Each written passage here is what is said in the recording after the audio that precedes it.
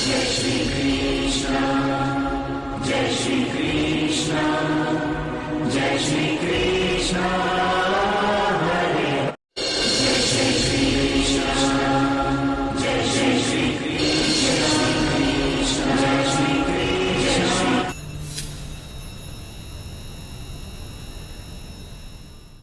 नमस्कार दोस्तों, स्वागत है सभी लोगों का आपके अपने चैनल भारतीय ब्लॉगर में।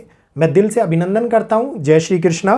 इस समय के अंदर हम लोगों के मन के अंदर एक बहुत बड़ी उलझनें चल रही हैं। ना जाने कहां से वो उलझनें आई हैं, लेकिन उसके बावजूद भी हम लोगों को ये पता है कि दिवाली जो मनाई जाती है वो कब मनाई जाती है। हम कार्तिक मास की अमावस्या तिथि पे दिवाली मनाते हैं, लेकिन इस बार ये हो रहा है कि दिवाली 20 तारीख को मनाएं या 21 तारीख को मनाएं। कब लक्ष्मी पूजन करना सही होगा, क्योंकि दिवाली एक ऐसा पर्व है जिसमें करे गए बदलाव हम लोगों के जीवन के ऊपर असर डालते हैं।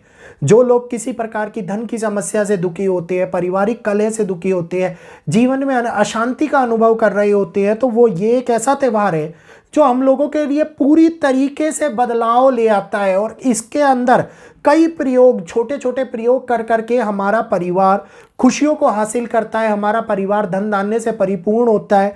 और इसी वजह से दिवाली के लिए हम लोग बहुत बड़ी तैयारी भी करते हैं।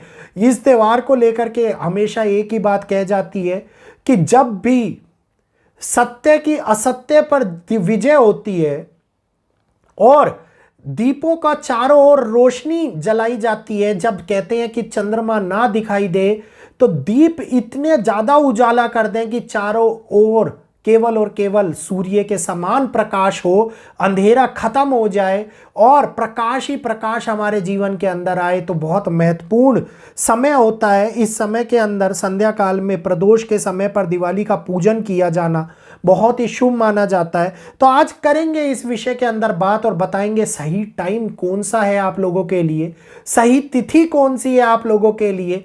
तो जिन लोगों ने अभी तक चैनल को सब्सक्राइब नहीं किया है, कृपया जल्दी से सब्सक्राइब कर लीजिए, बेल आइकन को ऑल पर कर लीजिए और इस वीडियो को सेव करके रखिएगा ताकि आप लोगों को ये जानकारी मिले और अन्य लोगों तक भी इस जानकारी को पहुंचाइएगा। तो इस समय के अंदर हम लोगों को सभी को पता है कि कार्तिक मास की अमावस्या तिथि को हम दीपावली सेलिब्रेट करते हैं, दीपावली मनाते हैं। दीपावली की खुशियों को हम अपने परिवार के साथ में बांटते हैं और ये समय जो शाम के समय के अंदर आता है वो अमावस्या तिथि को होता है। तो 20 अक्टूबर को अगर मैं बात करता हूँ 3:45 और 52 सेकंड की, तो उस समय के ऊपर अमावस्या तिथि शुरू हो रही है। तो ये अमावस्या तिथि का प्रारंभ होना मतलब दिवाली की जो अमावस्या तिथि समाप्त हो जाएगी वो 21 तारीख को 5:54 तक हो जाएगी। तो अगले दिन रात्रि में तो दिवाली आएगी नहीं और हम हमेशा रात्रि के अंदर दिवाली मनाते हैं। तो इस बात को हम लोगों को देख लेना चाहिए कि ये तिथि समाप्त होने के बाद में इसका पूजन करना, लक्ष्मी पूजन करना किसी भी प्रकार से उपयुक्त नहीं रहेगा। तो उदया तिथि को हम लोग हमेशा कैलकुलेट करते हुए आए हैं और उदया तिथि में ही हम त्योहारों को सेलिब्रेट करते हैं और उन्हीं का ही महत्व हमारे वैदिक के अंदर भी लिया जाता है।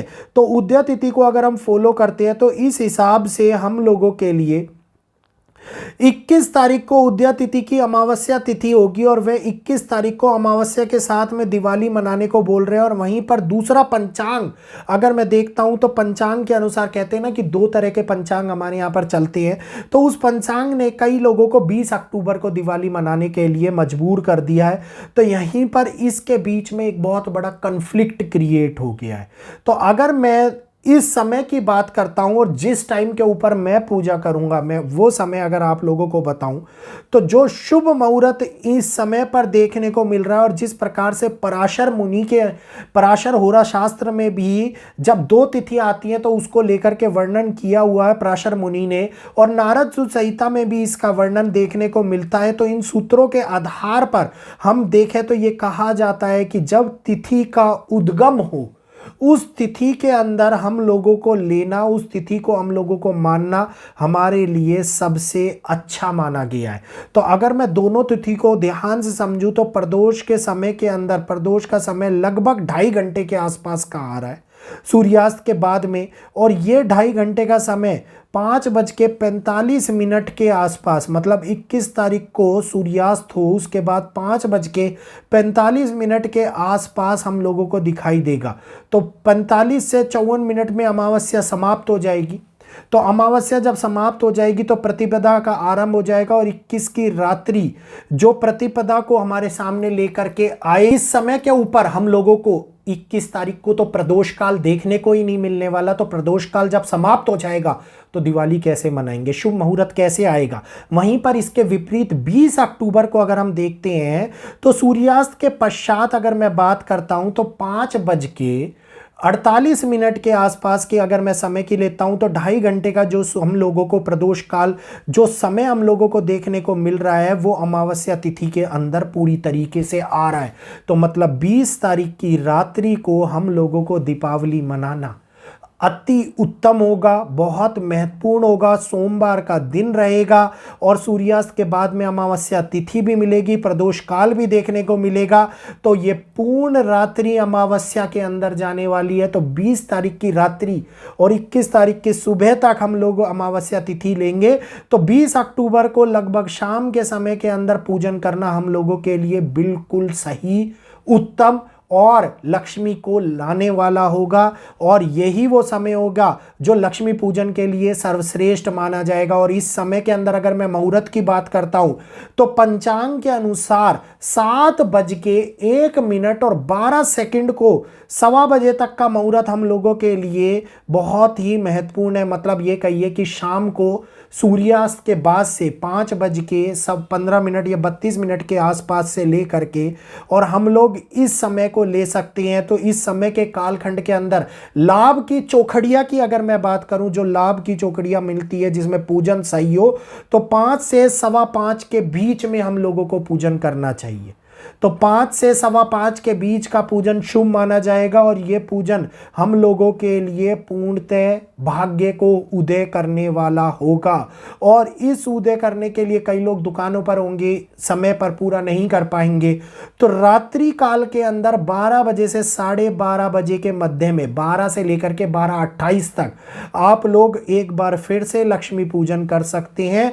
तो यह पूजन आप लोगों के लिए उपयुक्त रहेगा, क्योंकि नॉर्मली ये व्यापारियों के लिए होता है। जो व्यापारी अपने व्यापार से घर लौटते हैं, जो घर के अंदर रह रहे हैं, वो शाम को 5 से 5:15 के मध्य के अंदर पूजन कर सकते हैं। तो ये समय मेरे हिसाब से 20 अक्टूबर के लिए आप लोगों के लिए पूर्णतः उपयुक्त है।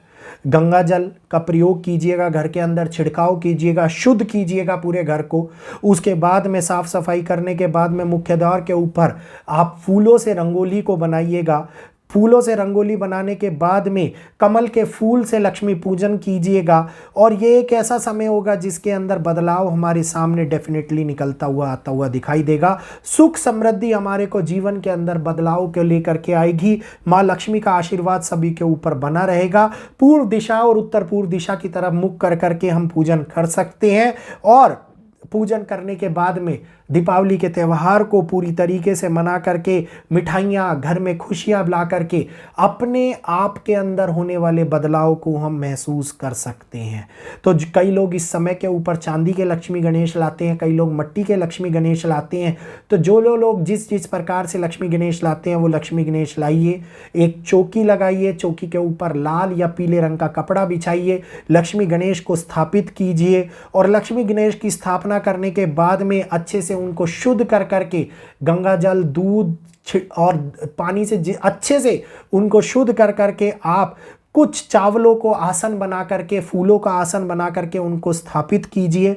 और इसके साथ साथ हल्दी, सुपारी, लौंग, इलायची, 5 फल, 5 मेवा, 5 तरह की मिठाइयों को रख करके पंचामृत के साथ में प्रभु हनुमान जी के लिए एक चूरमे का प्रसाद बना करके साथ के साथ में लक्ष्मी गणेश को केसर का और बाकी सभी देवी देवताओं को केसर का तिलक लगा करके आप लक्ष्मी पूजन स्टार्ट करें। और ये समय आप लोगों के लिए बहुत ही महत्वपूर्ण है। एक चांदी का सिक्का अवश्य परचेज कर लीजिएगा। चांदी बहुत महंगी हो रही है, कुछ लोगों के लिए हो सकता है कि बड़ा ना लिया जाए, छोटा ले लीजिएगा। उसका भी पूजन लक्ष्मी गणेश के साथ में कीजिएगा तो जीवन के अंदर बहुत बड़ा बदलाव आप लोगों को देखने को मिलेगा। मिलेगा।